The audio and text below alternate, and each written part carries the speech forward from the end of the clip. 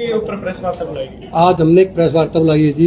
हिसार में महाराजा अग्रसेन भवन है जिसका कि निजीकरण किया जा रहा है। आज से पुरानी 25 साल पुरानी संस्था है जिसमें सभी बंदे काम करते थे, शादी विवाह धार्मिक प्रोग्राम जो भी होते थे। हम सभी हिसार इवेंट वाले एसोसिएशन वाले आज इकट्ठे हुए हैं। इसमें न कुछ व्यक्तियों को अधिकृत किया गया है कि वो पूरे साल वही काम करेंगे जिससे कि पूरे समाज का नुकसान होगा, सभी व्यापारी सभी गरीब वर्ग सभी को नुकसान होगा। हमारे इवेंट एसोसिएशन को बहुत बड़ा नुकसान है।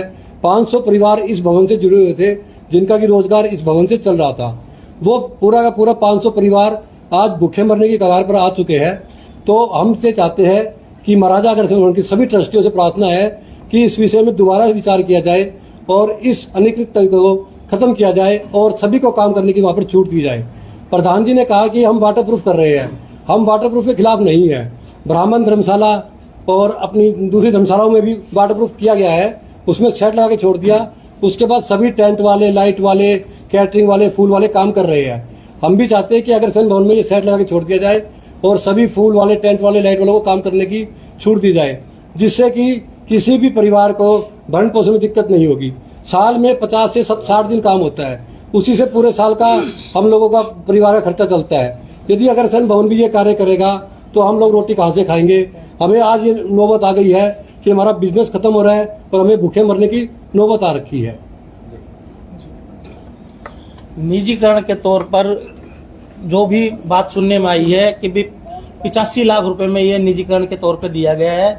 भी 50 लाख एक साइड, 25 लाख एक साइड और 10 लाख एक साइड है। और इसमें अंदर के कमरे तोड़ के दुकानें बनाई गई है, वो भी निजी बोल के बनाई गई है।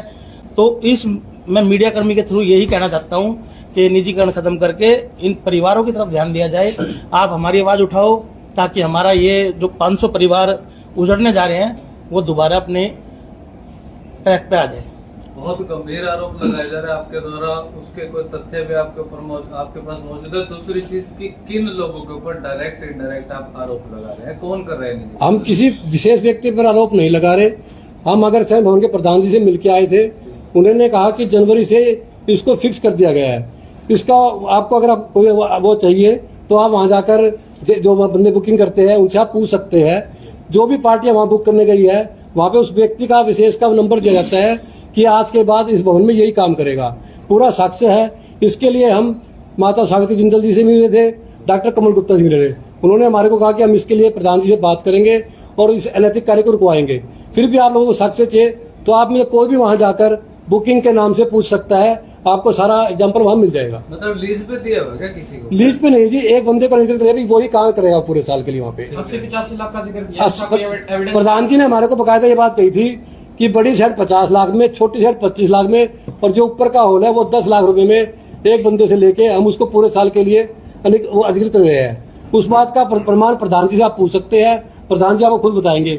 और मैं आपको ये बताता हूँ, बड़े दुख की बात है कि हमारे समाज में आज पक्के के पेमेंट के लिए मोदी जी बहुत कर रहे हैं, भी पक्के का पैसा होना चाहिए। प्रधान जी ने 85 लाख रुपए पूरे कच्चे में लिए है, इसका कोई रिकॉर्ड भवन के पास नहीं है। क्या आप इसका पूरा साक्ष्य प्रधान जी मांग सकते हैं? क्या लगता है जी इससे कितना फायदा नुकसान होगा? क्योंकि मध्यम वर्गीय परिवार भी जो है ब्याह शादी यहाँ पर करते हैं, लेकिन एक व्यक्ति के अधिकृत होने से क्या लगता है मोनोपोली होगी? क्या उससे भी रेट बढ़ेंगे? ये तो आप लोग भी समझदार हो कि एक व्यक्ति कहीं पे काम करेगा तो वो मोनोपोली करेगा या नहीं करेगा। ये तो विशेष बात बताने की बात ही नहीं है। इसके अंदर गरीब परिवार तो शादी कर ही नहीं सकता। पहले भवन लेता था 70,000 रुपए, अब भवन ने 2.5 लाख रुपए कर दिए। जो काम गरीब व्यक्ति का वहां पर 1 लाख, 1.25 लाख में हो जाता था, अब उसके 2.5 लाख रुपए उसको देने पड़ेंगे।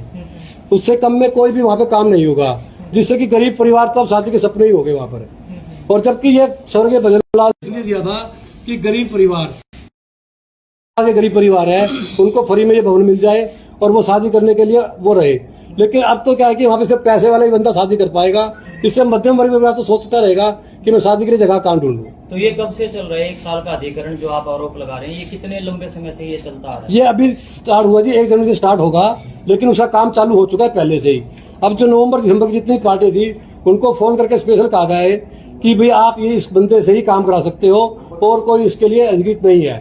उसकी वजह से हम सब लोग इकट्ठे हुए हैं और इसके बाद ही हमने ये कार्रवाई शुरू करी है। कोई विज्ञापन दिया गया था या फिर टेंडर की कोई प्रक्रिया या फिर सिर्फ अपने चाहते कोई टेंडर नहीं किया गया जी, कोई बात नहीं की गई। अपने चाहते बंदे को बिना पूछे किसी से और दे दिया गया है। किसी के परिवार में कोई शादी ब्याह होता है तो वो अक्सर एक वेन्यू बुक करता है, अपनी पसंद का कैटर बुक करता है, हाँ जी। अपने पसंद का टेंट वाला बुक करता हाँ जी, है। बिल्कुल। तो अब आगे जो जिस तरीके के आपके आरोप है, तो क्या ये सारी चीजें कंपल्सन हो जाएगी खत्म कि हो एक जाएगी, व्यक्ति से सारी करवानी चीजें। पड़ेगी? बिल्कुल कंपल्सन हो जाएगी जी, कि प्रधानमंत्री साहब का है कि वहाँ पे जो बैठे बुकिंग कर रहे हैं ना, वो उसका नंबर दे रहे हैं भाई, आपको सिर्फ इससे बात करनी है, इसके अलावा आप किसी से बात खाना कर अच्छा सकते हैं। हो ना हो, पसंद आए ना आए, मतलब कुछ भी ना आए, कुछ भी ना आए, उसी से कराना पड़ेगा जी आपको। और अभी क्या प्रधान जी कह रहे हैं कि मैंने इसको फिक्स कर दिया, अभी 2.5 लाख रुपए ले रहा हूँ। आप विश्वास करना, ये 6 महीने के बाद या 3-4 महीने के बाद ये 2.5 लाख रुपए बढ़ेंगे, क्योंकि एक बंदा रहेगा वो अपनी मनमर्जी के रेट मांगेगा। ये तो आप लोग भी सोच सकते हो कि मैं भी कहीं काम करूंगा और मेरी मोनोपोली चलेगी तो मैं भी फालतू से फालतू फायदा उठाऊंगा इस चीज का। यानी एक बुकिंग जो 75,000 में होती थी वो 2.5 लाख में होगी। 2.5 लाख में होगी। और इसका भी एक इन्होंने वो कराया कि खाली ये स्लिप दे रहे 1 लाख रुपए की, 1.5 लाख रुपए की अभी भी कोई स्लिप नहीं दे रहे। कच्चे पक्के का हाँ, कच्चे पक्के का भी इन्होंने पूरा वो सिस्टम बना रखा है।